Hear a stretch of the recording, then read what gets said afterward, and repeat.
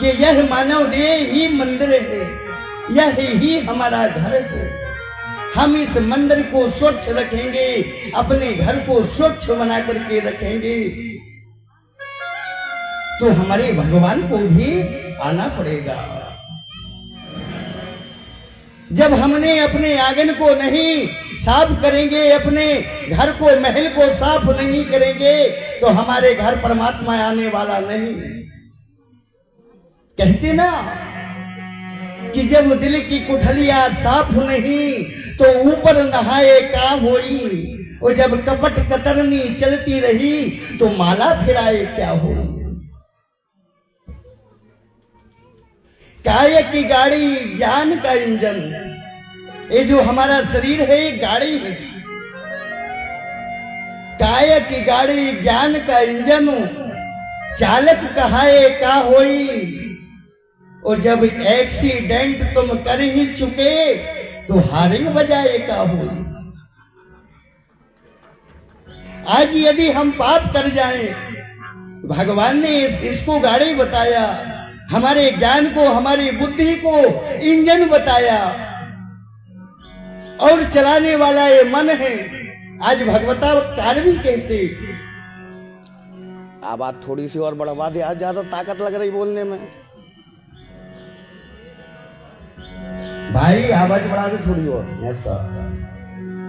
आज भगवताकार भी कहते, आहो शरीरम रथमिंद्रियाणि,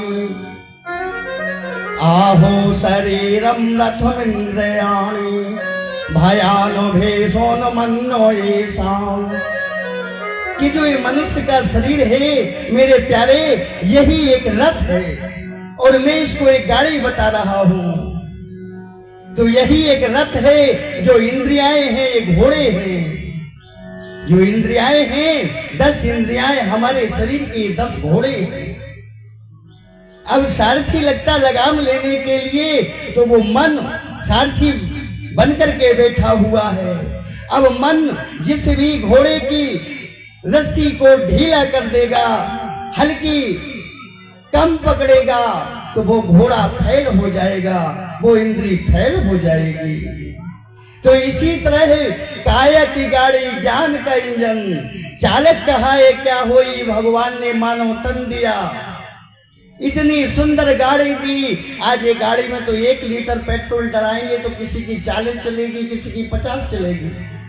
लेकिन हमारी ये गाड़ी तो है, इसमें सिर्फ सत्संग, सद्भक्ति और स्वच्छ भोजन देना है, जिससे तुम्हारे साथ साथ न जाने कितनों का भी भाव से पार कर सकती।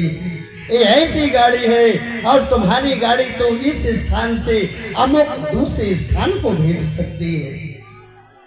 परंतु ये शरीर की जो गाड़ी है, ये जन्म जन्मांतर के लिए मेरे प्यारे भाइयों मोक्ष दिलाने के लिए मिली है। ये चलाने के लिए नहीं मिली कि डीजल जलाओ चलाओ, ये तो मोक्ष दिलाने के लिए मानव तन मिला है। यदि हम मानव तन पाकर के परमात्मा को प्राप्त ना कर सके, तो हमारा देह धारण करना व्यर्थ है। आज बाबा तुलसीदास जी भी कहते, कोई अपने मन से मैं नहीं कह रहा, देह धरे करो यह फलो भाई, भजिए राम सबो कामो बिहाई। इस देह धारण करने का अर्थ ही यही है, कर्म ही यही है। तो आज जब एक्सीडेंट हो गया, किसी से भिड़ गए, उसके बाद में हारिंग बजाए, तो इसका अर्थ जब यदि हम पाप कर चुके मेरे प्यारे, तो गंगा नहाने से, इस समाज को खिलाने से क्या वो पाप नष्ट हो जाएगा? आज हमारे कन्हैया को गौ हत्या लगी थी, तो 3,64,000 तीर्थों में स्नान करने को विद्वानों ने कहा। और आज यदि हमारे हाथ से गौ हत्या हो जाए, तो क्या हम गंगा नहाने में ऋणी हो जाएंगे?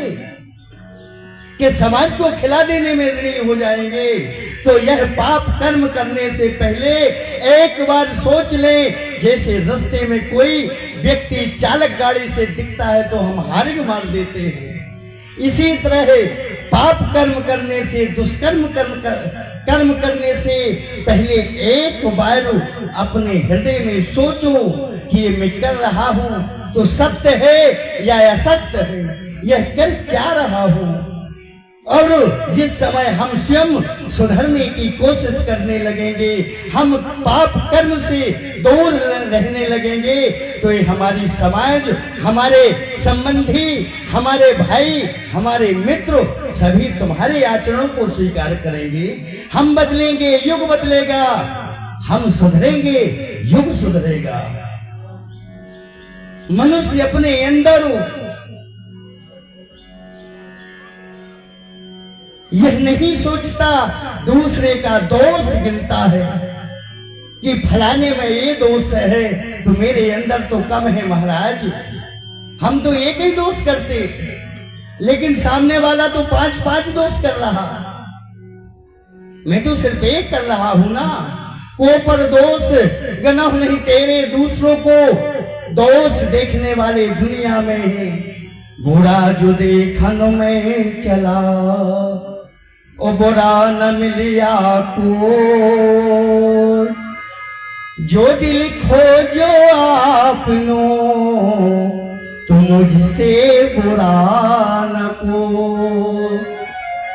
हम दूसरे की जैसे निंदा करते हैं, बुराई देखने के लिए जाते हैं, किसी की चुगली करते हैं, तो उससे अच्छा तो प्यारे महाराज यही है कि हम अपने अंदर झांक लें कि हमारे अंदर क्या कहीं वही चुगली या पाप दम तो नहीं भरा, न हम भी माला फेरते रह जाएंगे और भगवान हमको मिलेंगे नहीं। आशाएं बनी रह जाती हैं, तमन्नाएं मरते वक्त भी पूरी नहीं होती। आशाओं का हुआ खात्मा, दिल की तमन्ना बनी रही। जब परदेसी हुआ रवाना, सुंदर काया पड़ी रही। आज कितना नेह करते, तो यही कथा हमको सिखलाती है कि संसार में रहते हुए ही मेरे प्यारे संसार से दूर हो जाओ। परिवार के होते हुए भी हम परिवार के ना हो तो हमारे गृहस्थ में ही चारों वर्ण प्राप्त हो सकते हैं। ब्रह्मचर्य, गृहस्थ, वानप्रस्थ, संन्यास, ये चारों हमको प्राप्त हो सकते हैं। भले हम गृहस्थ हो जाए तो गृहस्थ होने के बाद भी घर में वानप्रस्थ हो सकते हैं, और वानप्रस्थ होने के बाद भी संन्यास ले सकते हैं।